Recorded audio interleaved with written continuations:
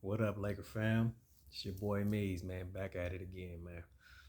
Um, I got a message in my DM asking where I was and why I wasn't, on the thing. And I'll be real, I don't want to. I don't feel like it, man. I don't. That's just as simple as it is. I'm really in a space where I'm tired of having to bring this energy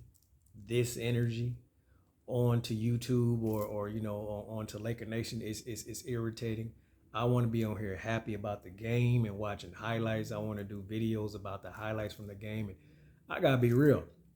And I'm asking this to y'all. Have any of y'all actually watched any of the highlights from this year's basketball games? Like, I mean, actually watched the highlights. You know how we did back in the day? Like, we was excited from the game to the point you wanted to see the highlights. This may be the first time in Laker history I have not wanted, nor do I want to maybe in the future watch the highlights from any of the games we've played, including the wins. The wins were just as frustrating because of the terrible brand of basketball that we're playing, man. Um, so no, I ain't want to bring that energy on here, and I ain't want to bring this energy today. But I was like, let me get on there, show my face, man, and just address the Laker fan, man. Y'all know how I feel about y'all, but this is soul sucking, man. Watching this brand of basketball on a nightly basis, man. But I wanted to address um last night's game or a couple nights ago against Philly, man, and really address, as I said before, the elephant in the room. And it's just the elephant is growing bigger and bigger. What frustrates me more than that elephant is everyone walking around it. I was watching Stephen A. and Shannon Sharp today, man, just dance around the Laker issues and just it's the effort, it's this, and not one of them calling out the one and only issue is the coach. I can't, man. I'm tired of mentioning this dude. I'm tired of talking about him. It's making me mad just thinking about it, man. I want to ask you something, man. I put this on Twitter, man. When we came in a game in Philly, I tweeted right from the jump that AD should not be guarding Embiid. I knew he was going to because this is Ham. Just how we all knew after watching the playoffs, AD should not be guarding Jokic. You should go big. But what we do, Darvin Ham didn't learn nothing from the playoffs. He learned nothing of watching footage, even though we need to watch the film. He don't watch none of that. He comes with the same game plan that we got watched game one against Denver with AD guarding Jokic. Once again, he got AD guarding Embiid the other night ago, and Embiid is a center. He too big for AD. AD can't do nothing with the boy. It wears him out offensively, but everybody knows this. But the coach, I don't know, man. I'm tired of sugarcoating around this dude, man. This dude in the first quarter allowed an 18-2 blitz from Philly with no timeout. As usual, this is a nightly occurrence. That is where the game was lost. Right out the gate. An 18-2 run and you don't call a timeout. You're damn near down 20 from the that's where the game was lost. And like nobody's addressing it. Nobody's like, that is 110% Darvin Ham.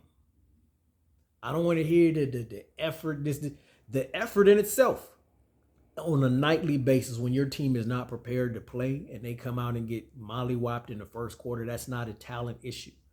That is Darvin Ham not having his team prepared. They're not responding to you.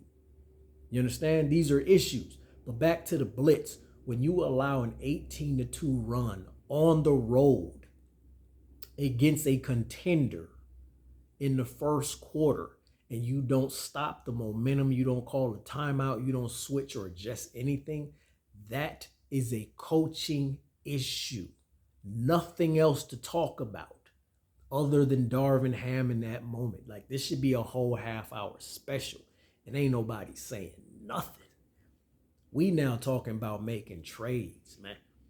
We now trying to get a third star, which don't get me wrong, I'm not opposed to it because you're going to need somebody to take you on past the LeBron era, but that's a conversation for another day. We have the most talented roster in the league, and every single player on this roster, except LeBron, because he can control his own destiny, and maybe Cam Reddish, because all he got to do is play defense. Every other player on this roster is being misutilized. Every single one of them. Anthony Davis is still being used like he Tracy McGrady, dribbling up the floor, dribbling through people. causing turnovers because that ain't what he should be doing, man. They just dropped a stat yesterday, and I hope to God it ain't true. That Anthony Davis and LeBron have ran 7 pick and rolls this year. Do you understand how embarrassing that is? The one weapon, which will be the most dominant weapon in the NBA, which is an AD LeBron pick and roll, has been used 7 times this season. That is 140% a Darvin Ham issue, man. Like, you watched the game the other night, man, and this man's defensive coverage against Philly in their threes from the first to the second to the third to the fourth quarter. No adjustment, playing zone, just daring them to shoot, and they continue to do it. And they continue to make shots. That is 110% a Darvin Ham issue. How does this dude like lord over this team with all of these issues? His misutilization of the roster, his misutilization of each player, each personnel. Bro, we got Jackson Hayes again, who's a double-double machine being used as a spot-up shooter, man. That in itself, bro, come on, man. How many times we got to keep bringing this dude's Ham name up till we have a full press conference like, yo, man, what are you doing? You do nothing correct on the floor.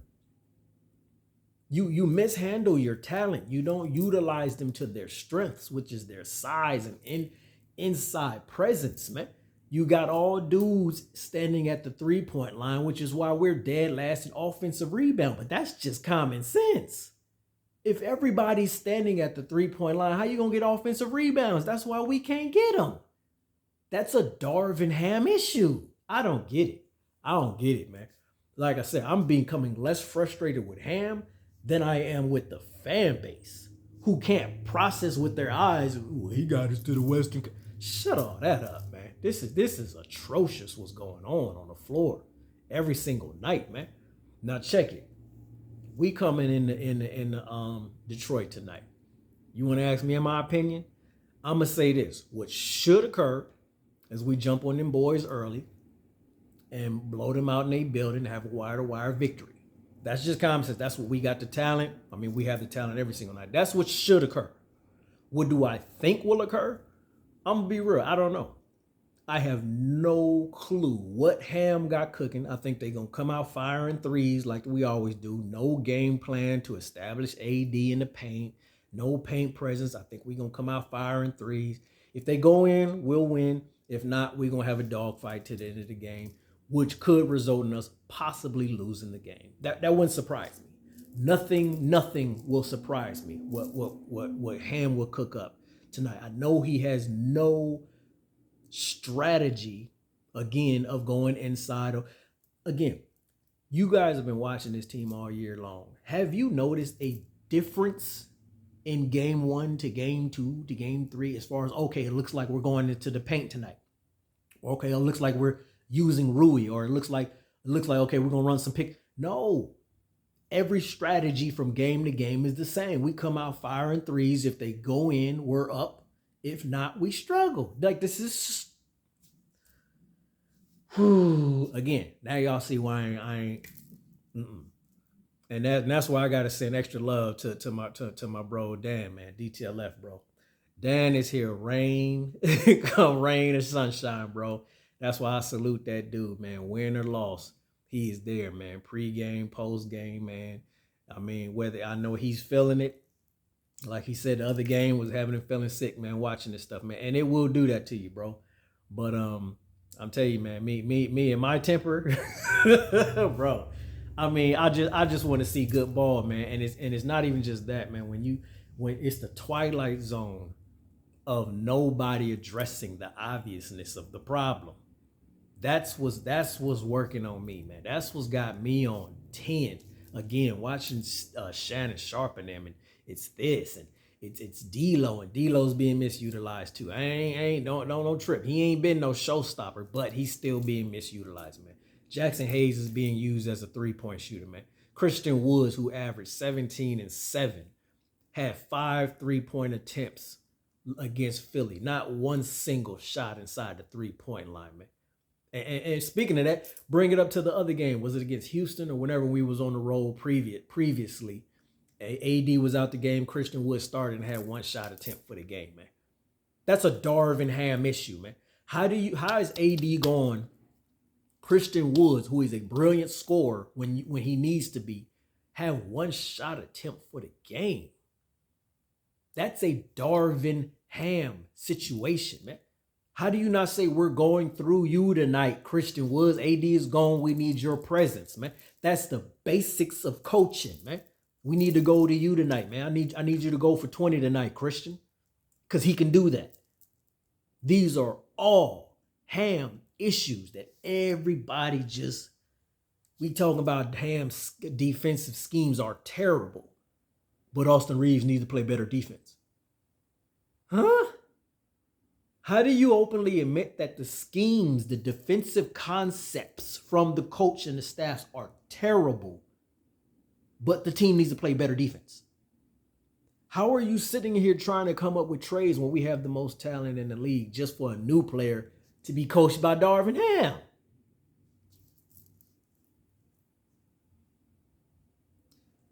Look, man, I'm going to be watching this game tonight. I'm prepared for whatever. If you ask me to put money on the Lakers winning this, now I ain't putting $1 on any Darvin Ham coach team to do anything other than Ham. You know what I mean? I'm not putting no money on it. If they win, it actually may surprise me. They should go out there and blow them dudes up. Blow them dudes out. We got the talent, but what's gonna happen? I don't know. And I ain't put, like I said, I ain't putting $1 on it. Nothing they do would surprise me, man. But again, I had to vent, get that off my chest. But you see, man, I don't want to be putting this energy out there, man. I want something to change, man. I'm tired of this Groundhog Day crap, man. This dude shouldn't have been here this long, man. How is nobody in management recognizing the issues this dude is causing on the floor of basketball? And I'm talking about the coach, man. Every single issue we're having is stemming from him and his decisions. Again, this dude lost us the game in the first quarter by not calling a timeout. Talking about you want to save him for the fourth quarter to get Bron some rest. I've never in the history of my life heard a coach say that. This dude said this against Dallas. He didn't want to call a timeout because he didn't want Dallas to put their defenders on the. Who? What are you talking about? He got a new reasoning for his non-timeouts every single night. I don't get it. I don't get it. I'm trying to go on. I gotta get to work. I'm trying to have my energy at a right space, man. That's why y'all know when I'm on around the league, I got my woo size going in the back, man. I don't need this energy, man. I don't need this energy. I'm getting too old for this mess. You see these? This came from all this year, man. All from watching Darvin Ham, man. And seemingly got to watch it for the rest of this season. I don't. They should be paying us to watch this crap at this point, man. But again, Laker Nation, y'all know what it is. Y'all know where your boy Mees is, man. I'm gonna drop some more videos. Hopefully, I can drop some more and just get off the Ham topic, man, because this is just driving me to a whole other space, man. I literally hate, and I said it again, I literally hate watching the product on the floor. Win or loss, the product is trash, man. The product is trash. And it stems from this head coach not knowing how to use this roster. And I'm tired of this mess, man. Somebody need to do something about it. They need to do something now. Anyway, man, we'll see what's going to happen tonight. Am I excited to watch this game? Hell no. Don't get it twisted. I don't get excited to watch none of these games. I'm not excited to watch none of this crap. And that's just a fact, man. This whole coach has took the joy out of basketball. I mean, that's been taken for a long time because they can't get a right coach in here that can utilize the team where we can get some exciting basketball. We should be watching the most exciting era of basketball since LeBron got here. He's, what is this, 5 years and 4 years for AD? Am I right in that? And these two don't even have a two-man game. That should have been established in training camp when they first got here, man. How does AD and LeBron not have a two-man game they can utilize to get easy buckets in the fourth quarter? You do understand that AD and LeBron pick and roll be the most unstoppable weapon arguably in NBA history? And they don't use it? Why? Do I need to explain why? You know what his name is. Anyway, man, this is Mees, man. I had to get that off, man. I'll be back, man. I'll try to be more regular with it, man. But hopefully I'll have to bring this energy to it, man. But y'all know what it is. Love y'all, man. Shout out to my bros, man, around the league, man. Court Kings, man. Y'all know what it is. Shopcourtkings.com. Get your gear. Um, man, what am I missing, man? I don't know, man. I'm just, like I said, I'm frustrated, man. But anyway, man, y'all know where I'm at. Holla at your boy. I may chime in after the game. Win or loss, we'll see. I ain't anticipating that, but we're going to see what it is, man. So salute to y'all who rock with your boy. Flex for y'all that do. And again, man, I'm out.